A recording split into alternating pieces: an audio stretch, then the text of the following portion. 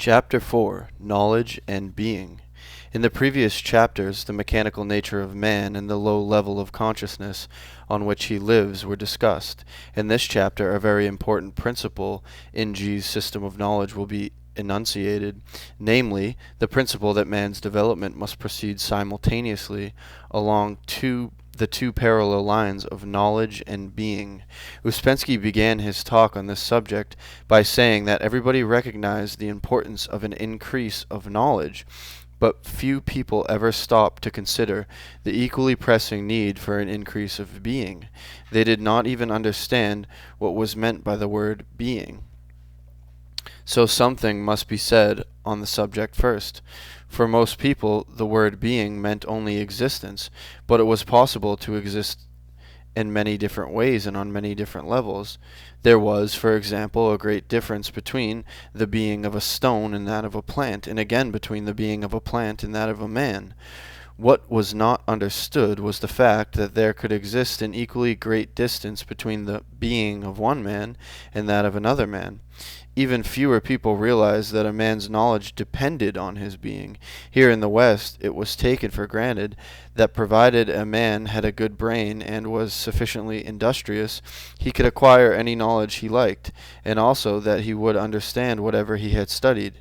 His being, that is to say, all that he stood for, did not matter at all so far as the knowledge he could acquire and his understanding of it were concerned.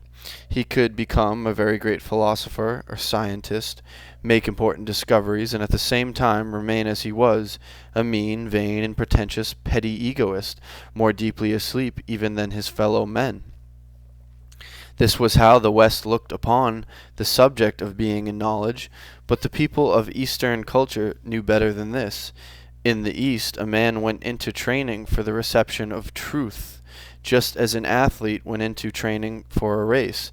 And in the eightfold path of Buddha, it was laid down that a right mode of living was one of the requisites for acquiring right knowledge. An Oriental philosopher knew that if a man's knowledge got ahead of his being, it would be misused, that it would become more and more theoretical and less applicable to his life. Instead of being a help to him, it might, in the end, complicate his existence still further. One of the distinguishing features of impractical knowledge of this kind was that it was always knowledge of the part and never knowledge of the whole. For the proper development of a man, progress had to take place simultaneously along the two lines of being and of knowledge. For progress along the line of being, we must struggle with our weaknesses, and most of all with the weakness of sleep, and at the same time we had to acquire what we could in the way of knowledge. If our knowledge is allowed to outrun our being, the result would be that we should know in theory that we ought to do, but should not be able to do it. Whereas if it were being which outstripped knowledge, then we should be in the position of people who had acquired new powers but had no idea what to do with these powers. Ouspensky said that there was another common cause of confusion on the subject of knowledge. It was that people mistook knowledge for understanding. But knowledge was one thing and understanding another thing, and a great gulf often lay between the two. Knowledge did not of itself confer understanding on a person, nor did understanding necessarily arrive with a further accession of knowledge. Understanding was the outcome of a certain relationship between knowledge and being, and we could therefore regard it as being the resultant between the two. Another important thing about understanding was that it always entailed a realization of the relationship existing between the object studied and something bigger, between the cell and the body, between the individual man and mankind, between mankind and organic life, between organic life and the earth, between the earth and the sun, and between the solar system and the whole universe. Ouspensky then pointed out that, although knowledge was increasing in the Western world, understanding of that knowledge lagged far behind. This was an age of specialism, and specialism entailed knowledge less and less about the relationship of the part to the whole. It was this piecemeal method of studying things which was in great part responsible for the rarity of understanding at the present time. Another cause of confusion was that very few people realized how subjective was the language they were using and how much they were in its power. They imagined that they were employing words in the same sense, whereas they were often using them in quite different senses. It was true that information of a practical nature could be exchanged in this way, but when practice was left and abstract terms were being used, misunderstanding immediately began. One had only to listen to an argument between two educated people to realize that they were often in agreement and only appeared to be in opposition because they were using words differently, or, conversely, that they actually disagreed, although they imagined that they had come to the same conclusions. When looked at from the standpoint of centers, understanding really meant understanding in more than one center. For example, on first hearing the idea of mechanicalness, a man accepted it. If he did actually accept it, only an intellectual center, as the behaviorist supporters of mechanicalness accepted it, it appeared to be a responsible theory to such a man, and he subscribed to it as such. But if he continued to work on himself and to observe himself as impartially as possible, the day would eventually arrive when he would feel the full force of his mechanicalness carrying himself along with it. He would know what it was like to be swept along by the force of life, as a swimmer is swept out to sea by a strong current, and he would then understand mechanicalness in emotional center as well. The idea would have passed out of the sphere of theory into that of practice, and he would understand the idea of mechanicalness in quite a different way. Later still he might feel mechanicalness in all his centers, and at that moment an idea which up till then had been only a lodger in the mind would pass automatically into the home realm of understanding.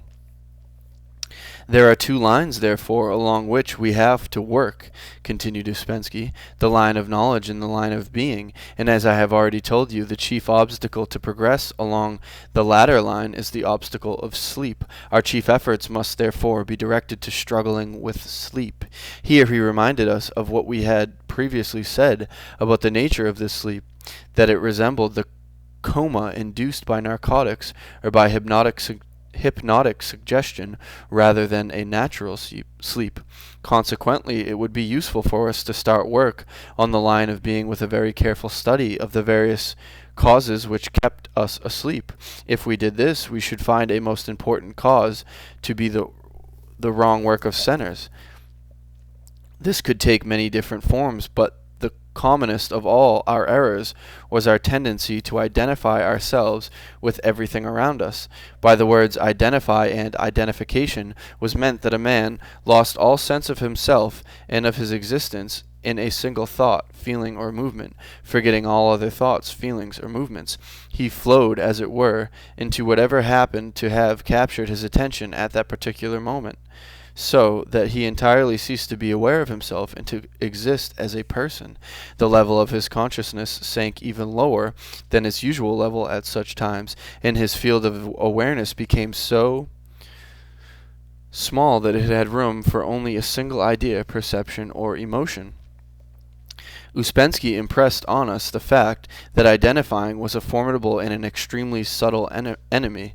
It permeated our lives to such an extent that we could be said to pass from one identification to another, scarcely ever being free from it. What made the struggle against it more difficult was that identifying was always assuming honorable disguises and misleading us into believing that it was our friend and something we were unable to do without.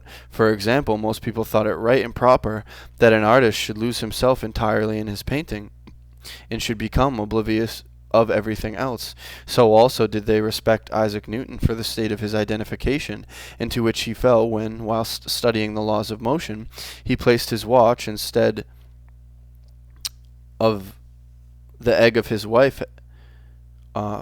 he placed his watch, instead of the egg his wife had brought him, into a saucepan and boiled it for his lunch. How magnificent, they said, was this wholehearted focusing of his attention onto the problem on which he was engaged, and how wholehearted his dismissal of everything else from his mind. But, said Ouspensky, this is an entire misrepresentation of what actually happened. Instead of Newton's directing his attention by an act of will on to the problem he was studying, his attention was caught and imprisoned by it, so that everything else, including all sense of his own existence, completely disappeared. In other words, by becoming completely identified with his mathematical problem, Newton went more deeply into sleep than was his wont. Yes, but it paid Newton to do this, the critic will here protest, for in that state of identification he succeeded in discovering the laws of motion. Newton was a genius, and although he was able to work on the laws of motion when deeply asleep, he would probably have discovered them a little sooner had he been less identified. The chief difference between identification, or the mechanical entanglement of the attention in some problem, and an attention which has been deliberately directed onto it, is that identification has the effect of narrowing the field of consciousness, whereas directed attention usually widens it so that more things come within it. It is this narrowing effect of identification which explains the popular saying that a person is unable to see the wood for the trees. What has happened here is that his attention has been imprisoned by one or two of the trees so that nothing else is able to come into view. Similarly, by identifying with an anxiety, disappointment, or source of irritation, we put ourselves completely in its power so that it is impossible to think or feel about anything else. Ouspensky pointed out that identifying was the chief obstacle to self-remembering, for it imprisoned a man in some small part of himself, and was therefore the very antithesis of what widened and raised, of that widening and raising of the level of consciousness brought about by self-remembering. In short, identification led to loss of all sense of existence, to deeper sleep, greater subjectiveness of outlook, and absence of all ability to exercise the most modest range of choice.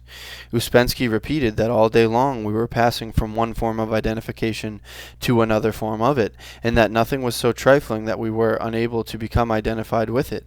A man could become identified even with an ashtray, and if an ashtray could act in this way, it was easy to see how a man's possessions, his successes, and his enjoyments gave him still ampler opportunities for identification.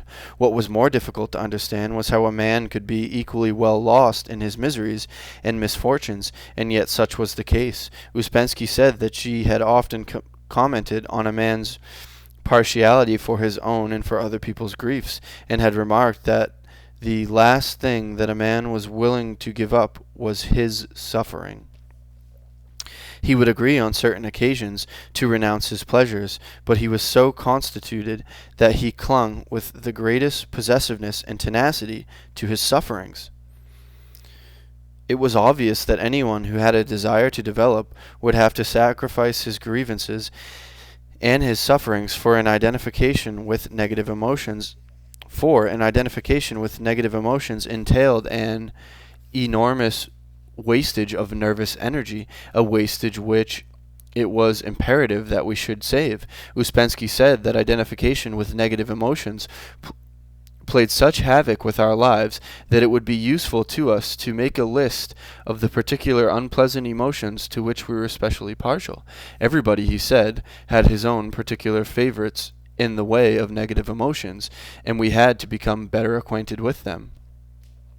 We took his advice, and by doing so, learnt how powerful was the influence exerted by negative emotions on our lives. We saw how we ennobled these unpleasant feelings when they arose in us, and how we persuaded ourselves that it was only right and proper that we should have them, justifying our anger or irritation by means of such phrases as righteous indignation. We found ourselves enjoying our sufferings, especially when we were able to blame other people for them, as we almost always managed to do. We saw also how we accepted the portrayal of violence, despair, frustration, melancholy, and self-pity on the stage and in literature as the highest forms of art, and how cleverly we disguised from ourselves the fact that we were extracting immense enjoyment out of misery and suffering. When we reported at a subsequent meeting our findings on the subject of negative emotions, and said that we were appalled how big a part they played in our lives, Ouspensky repeated that he had previously said, repeated what he had previously said, that for the present we should not attempt to alter things in ourselves merely because they were unpleasant. But he now made a slight addition to the task he had given us of observing our negative emotions. It was that we should do our best not to express them immediately on feeling them, as we had always done in the past. By expressing them, he meant not only giving vent to them in words, but also revealing them in our actions and general behavior. And he explained that the reason why we should avoid doing this was that it had now become so automatic in us to give immediate free vent to all our unpleasant feelings, that we did this usually without being in the least aware of what we were doing and saying. But if the expression of unpleasant emotions were forbidden us, then this rule would sometimes come into our minds just at the moment at which we were about to manifest them, and by giving us a wholesome jolt, would enable us to become aware of emotions which otherwise might have passed unnoticed. Our observation of all forms of negative emotion yielded truly astonishing harvests. Even members of the group, who prided themselves on being of a cheerful and even-tempered disposition, discovered that irritation, jealousy, envy, anger, and disapproval of others were continuously arising in them. As we acquired skill in observing ourselves, we became more and more familiar with the very unpleasant physical sensations which accompanied our various negative emotions, and learned how quickly the poisons they engendered permeated our bodies. We also learned from bitter experience how drained we were of all energy after having given way to a negative emotion, so that there was no longer any need for Ouspensky to tell us that we lost a great deal of valuable energy through them. Sometimes we actually felt the energy pouring out of us, and learnt to our cost that once we had yielded ourselves to them, as we almost always did, there was no possibility of getting rid of them. There we had to remain in their power until they had burnt themselves out. The best hope of learning how to avoid falling such an easy prey to negative emotions appeared to lie in becoming more and more sensitive to the early signs of their advent, and, having detected their close proximity to us, to step aside in time. If we waited too long before we did this, we were completely in their power. All teachers have favorite passages in the lessons they are giving, and if there were any particular statements of G's which delighted Ouspensky more than another, it was his remark that negative emotions were entirely unnecessary to us, and that nature had not even provided a proper recording place for them. Ouspensky pointed out that whereas the intellectual and the moving instinctive centers possessed their negative sides, emotional center was without one. This was a guarantee, he said, if any guarantee were needed, that negative emotions were artificial products entirely unnecessary to living. Somebody inquired about fear and asked whether it should be included amongst the negative emotions. To this Ouspensky replied that this depended on the nature of the fear, for there were many different kinds of fear. There was, for example, the fear registered by the body when it felt itself slipping towards the edge of a cliff, or when it realized that it was on the point of being run over by a rapidly approaching car. And such fears as these were useful to us because they mobilized our efforts to escape from danger with a speed which far exceeded the quickness of thought. But in addition to these warnings of the presence of physical danger, there were also the numerous fears which came under the general heading of anxiety, and many fears of this kind originated in the imagination and had no real existence. We were scared of a great many things which might conceivably happen to us, but which were unlikely to happen and never did actually happen. Ouspensky said that many people spent their time inventing such fears, and having invented them and justifying them. One has to show forethought and be ready for difficulties when they come, they said, and then proceeded to invent new fears.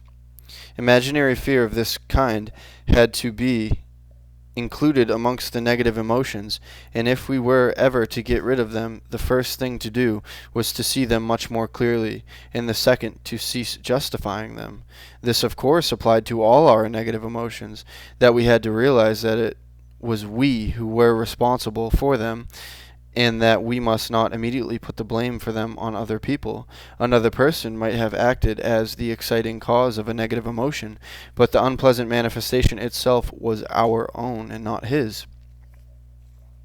If therefore we wanted ever to become free from negative emotions, we must straightway accept full responsibility for them and never, on any occasion, find excuses for them. In other words, we could not enjoy simultaneously two entirely incompatible pleasures, that of putting the blame for our negative emotions onto somebody else, and the pleasure of eventually escaping from them entirely. We must choose one of these two alternatives and give up the other. Ouspensky then went on to say that there was a common form of identification which played a very large part in keeping us asleep, and which was known as inner considering. Inner considering meant identification with oneself, or with what one took to be oneself, for everybody had a picture of himself, partly authentic and partly fictitious. Having painted this self-portrait, the individual was always presenting it to the world in the hope that the world would accept it as a striking likeness. This work of producing himself, in the theatrical sense of that word, to the world took much of a man's time, so that he was often very preoccupied when talking with other people with the impression he was producing on them. He took careful note of their reactions to what he was saying, watched their facial expressions, paid attention to the tone of their voices in replying to him, to what they had said and had not said, weighed the respect with which they had received him, the interest they had displayed in his conversation, and manifested in many other ways how occupied he was with the effect he was having on them. This intense preoccupation with the impression being made on the other people, and the feeling of inadequacy which often accompanied it, was usually called shyness or self-consciousness, but it was the very antithesis of true self-consciousness, and was a manifestation of deeper sleep.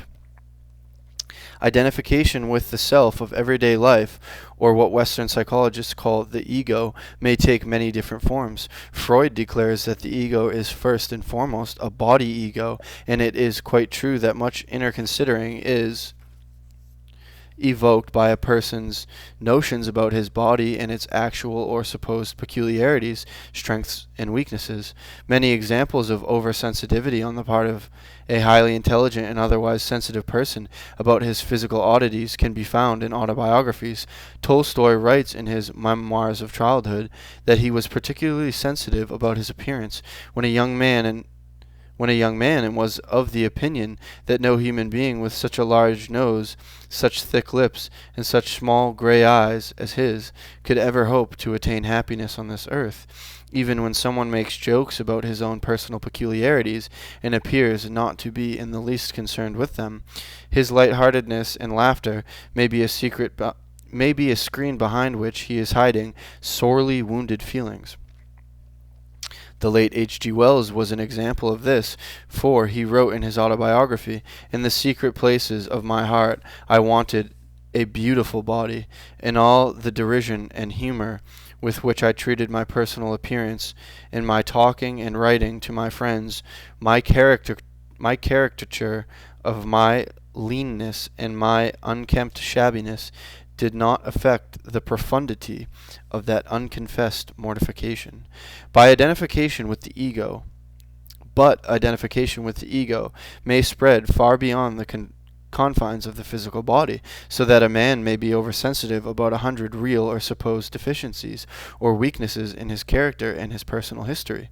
He may be distressed on the subject of his upbringing, his parentage, his lack of education, his social standing, his failure to obtain advancement. All of these supposed deficiencies have to be hidden by him from the world, and his strong points have to be brought into the foreground when he is talking to other people. The man who is inner considering resembles very closely a commercial traveler with a band of goods to sell. Great skill will have to be used in doing this, and it will probably be necessary for him to introduce his goods very discreetly so that he appears not to be pushing them forward at all. Excessive modesty and making fun of oneself, as exemplified by H.G. Wells, are often good tactical moves in the grand strategy of inner considering. Of course, I really know very little about this subject, may be the opening gambit to a brilliant piece of talking, which wins not only the admiration of the audience, but a special prize for modesty as well. Like other highly mechanized activities in us, inner considering is highly contagious. When the person to whom we are talking begins to inner consider, the emotional tension rises, and as a result of this, we feel uncomfortable and begin to inner consider ourselves.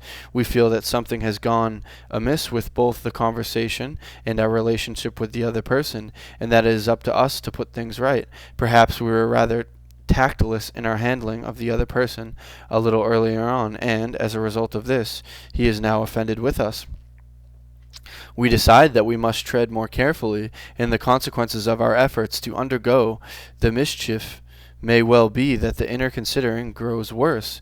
Inner considering is a sign of inner weakness, and it is often due in great part to our fear of other people. It is astonishing how frightening we human beings are of our fellow men. Controlled and blinded as we are by these inner compulsions, it would be absurd, therefore, for us to imagine that, on our ordinary level of being, we are capable of understanding another person, let alone of giving him help. We cannot even see that other person as he is, but only as he appears through the distorted glasses of our various likes and dislikes, prejudices and aversions. No one is capable of entering into and understanding another person unless he has first entered into and understood himself, and even when he is possessed of this self-knowledge, a man will often make mistakes. I am still appalled at the very little I am able to see of the person to whom I am talking, and at my inability to feel him. We talk together and even of intimate things, but as complete strangers to each other. External considering is the precise opposite of inner considering, and it would be the correct antidote to inner considering, if we could only manage to produce it when required. But external considering is an extremely difficult accomplishment, as difficult to evoke in ourselves as is self-remembering. It demands an entirely different attitude in relationship to other people, namely, a preoccupation with their welfare instead of with our own. The man who considers externally does his best to understand the other person and to see what are his needs, and he is only able to do this if his own requirements are entirely put on one side. External consideration demands of the man who is practicing it a great deal of knowledge and an equal amount of self-control, and this means that it can never happen automatically in a state of sleep, but necessitates a state of approaching self-remembering. No person who externally considers can ever talk to another person for his good, or to put him right, or to explain to him his own point of view, for external consideration makes no demands and has no requirements other than those of the person addressed. It allows of no feeling of superiority on the part of the person who is externally considering, for what he is trying to do is to put himself into the other man's place, in order that he may be able to discover his needs. This necessitates the abandonment of the last shred of self-identification, and, in order that the other person may be seen as he really is, the distorting glasses of the personality, with all its subjective likes and dislikes, have to be laid on one side so that he is viewed as objectively as possible. Ouspensky went on to say that all highly mechanized activities help to keep us as we are in a state of sleep, and this being so, we must beware of them. Identification with the so-called self or inner considering were only two of them, and three other activities which went by themselves without the need of any attention were equally soporific. They were lying, unnecessary talking, and imagination. The word lying was used by G in a rather special sense. In ordinary parlance, it meant departing from the truth, but since we rarely knew the truth, we could not be blamed for departing from it. But we could be blamed for speaking about things as though we knew all about them, when in actual fact we knew little or nothing about them. And this, Ouspensky said, was one of the commonest of mechanical man's activities. People talked with the utmost confidence of things concerning which they understood nothing at all. And this was what G called lying. What we believed and disbelieved depended to a great extent on our personalities, and our personalities in turn were dependent on accident. When lying is analyzed, it is found to be compounded of two other highly mechanized functions against which Ouspensky had warned us at a previous meeting: unnecessary talking and imagination. The former will be discussed first, and the part of intellectual center which is responsible for it is formatory center, the lowest part of it. In some people, formatory center was never out of action. Such people talk without ceasing in tubes and buses. I give him a bit of my mind, I did. I said to him, they talk in the morning when they are rested, and they still talk more in the evening when they are tired. They talk whether people are there to listen to them or not. They talk when they are well, and they continue to talk when they are ill. And should their illness be serious and an operation be required, they are still talking when the anesthetic mask has been firmly clamped down onto their faces and the nitrous oxide gas has been turned on. And their talk is all about nothing, and chiefly about the nothing which is themselves. It is a terrible scourge, this high-pressure, non-stop production of words, both to the talker and to the person talked to, and it consumes an immense amount of valuable nervous energy. Nor is the taciturn person necessarily free from it, for a great deal of low-grade soundless conversation may be going on within him. If we watch carefully the faces of people we pass in the street, we often see their lips moving, and at the same time a change of expression spreading over their faces. They smile or they frown as they pass us, and their smiles and their frowns have nothing to do with us at all. They have not even noticed our presence on the pavement, for they are miles away in their dreams, and living perhaps in an entirely different moment of time. They are not present in the here and now. They are not present in the here and the now, but are rehearsing in their imagination a difficult interview which is about to take place, or they are recalling with pleasure the witty things which they said a month or two ago.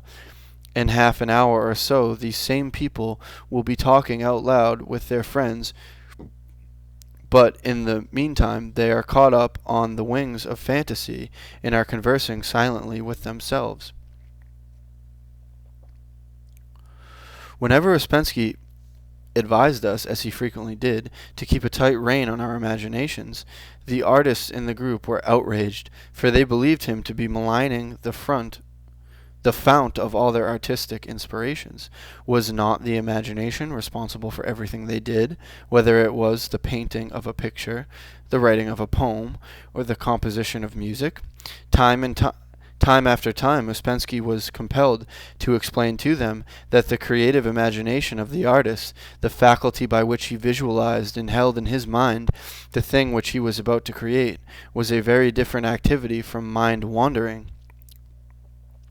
Visualization required an effort of sustained attention on the artist's part, while daydreaming went on by itself. It was the activity which went by itself that had the action of our narcotic on us. Imagination, in the sense in which Ouspensky was using that word, meant anything which went on by itself and without any attention, and, since this could happen in any center, imagination was by no means confined to the making of images in intellectual and emotional centers.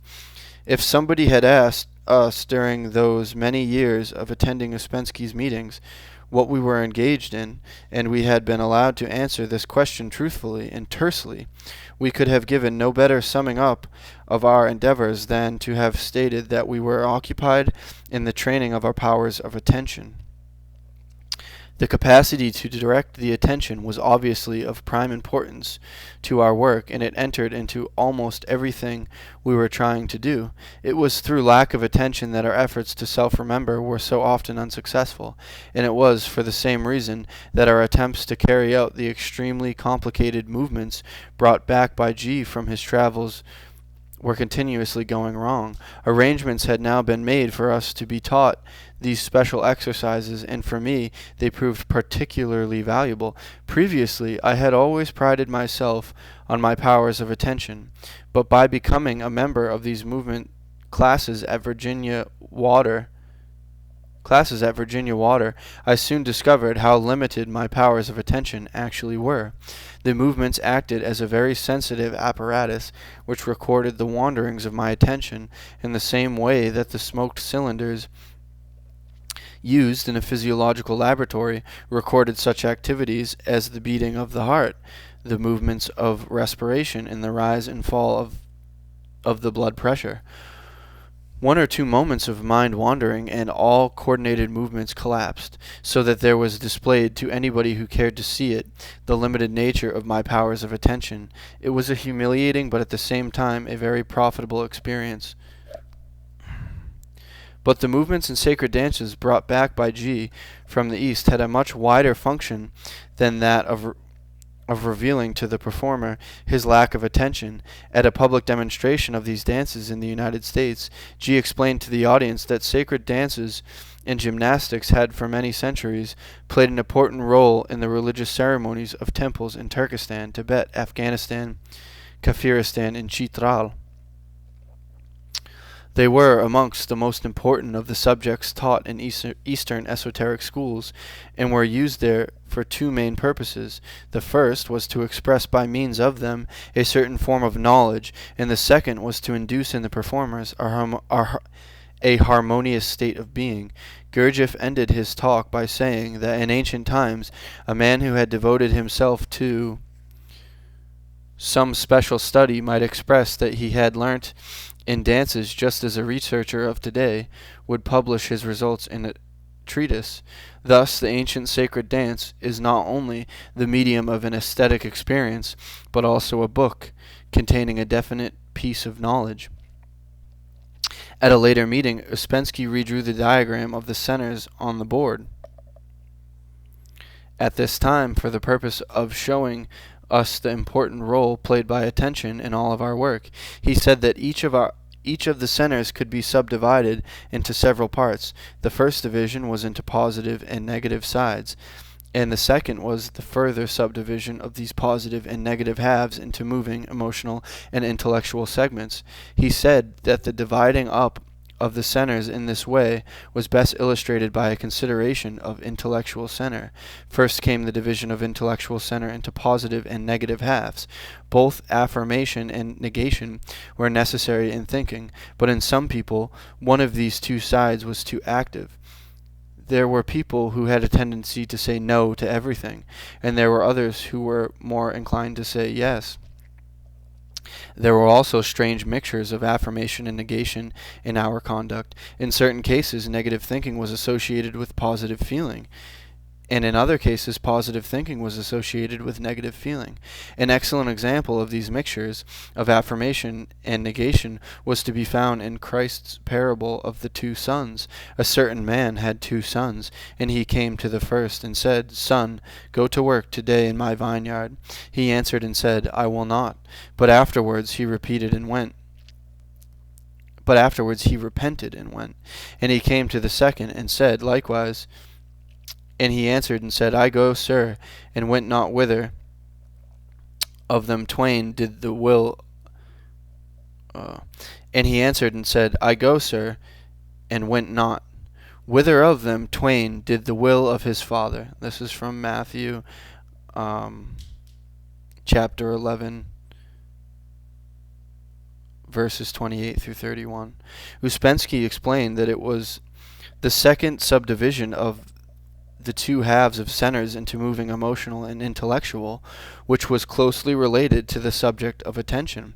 The difference between these three parts of intellectual center was that in the lowest or moving part of it, thinking went on without any attention at all. In the second or emotional part, attention was attracted by the intrinsic interest of the subject, and in the third, highest and intellectual part of intellectual center, attention had to be directed onto the subject by an effort, as when a person was learning a new language or reading a difficult book. The same was true of the subdivision of the other centers into moving, emotional, and intellectual parts. The lowermost or moving parts of intellectual had been given a special name, continued Ouspensky. It is called formatory center, and it resembles a large ground floor office in which are a number of junior clerks, typists, and telephone operators at work. Their duty is to receive and to sort out messages coming in from the outside world and to pass the more important of them on to the various managers in their offices upstairs. But instead of doing this, the ground floor underlings frequently deal with these matters themselves, with disastrous consequences to everybody. Formatory center is capable only of carrying on a low-grade type of associative thinking, and it often behaves precisely as these junior clerks, typists, and telephonists behave. It makes decisions which by rights should be made only by the intellectual part of intellectual center, and with particularly unhappy results. At a very much later date, the great importance of the faculty of attention in our work was again brought home to us. This was after Ouspensky's death, when some of us went over to Paris to study under G himself. G immediately taught us a number of exercises in muscle relaxing and in what he called body sensing, exercises which were and still are of the greatest value to us. We were told to direct our attention in a predetermined order to various sets of muscles, for example, those of the right arm, the right leg, the left leg, and so on, relaxing them more and more as we came round to them again, until we have attained what we feel to be the utmost relaxation possible for us. Whilst we were doing this, we had at the same time to sense that particular area of the body, in other words, to become aware of it. We all know, of course, that we possess limbs. A head, and a body, but in ordinary circumstances we do not feel or sense them. But with practice, the attention can be thrown onto any part of the body desired, the muscles in that particular area relaxed, and sensation from that region evoked. At the word of inner command, the right ear is sensed, then the left ear, the nose, the top of the head, the right arm, right hand, and so on, until a sensation tour has been made of the whole body. The exercise can, if required, be rendered still more difficult by counting backwards, by repeating strings of words, or by evoking ideas at the same moment that the relaxing and sensing is being carried out. The question may well be asked, what benefit can possibly result from learning all these yogi tricks with the body? This is not difficult to answer. There are 3 reasons for doing such exercises as these. The first is that it is an excellent training for the attention. The second, that it teaches a person how to relax. And the third, that it produces a very definite inner psychic change. This change can be summed up in the statement that the exercise draws together parts of our mechanism which previously had been working disconnectedly, but external descriptions of these valuable exercises and of the results obtained from them are quite useless. They can only be understood by personal experience of them, a fact which emphasizes once again the impossibility of imparting knowledge of this kind in a book.